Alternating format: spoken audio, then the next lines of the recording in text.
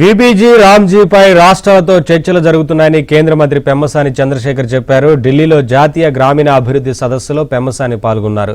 కేంద్ర పథకాల అమలుపై రాష్ట్రాలతో కేంద్రం సమీక్ష చేస్తోందని తెలిపారు. జూలై 1 నుంచి ఈ పథకం అమల్లోకి వస్తోందని, జూలై 2న తిరుపతిలో ఏపీలో ప్రారంభమవుతుందని పెమ్మసాని వివరించారు.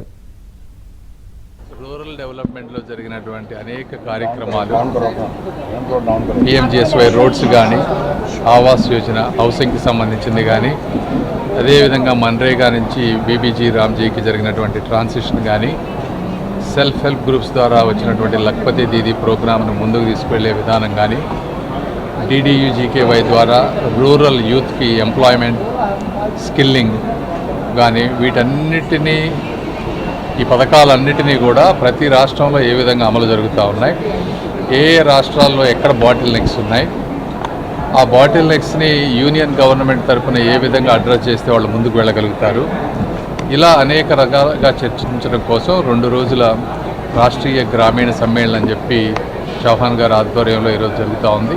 నిన్న మొదటి రోజు అధికారులతోటి అనేక సమావేశాలు నిర్వహించి సమస్యలన్నీ తెలుసుకున్నారు. ఈరోజు దాదాపు 27 రాష్ట్రాల నుంచి రూరల్ డెవలప్మెంట్ మినిస్టర్స్ అందరూ కూడా వచ్చారు. వారితో కూడా వాళ్ళ మధ్యాహ్నం అంతా కూర్చొని వాళ్ళ సమస్యలు అర్థం చేసుకొని అన్ని పథకాలు గ్రామాల అభివృద్ధి చెందే విధంగా ముందుకు వెళ్ళటం ఒకటి.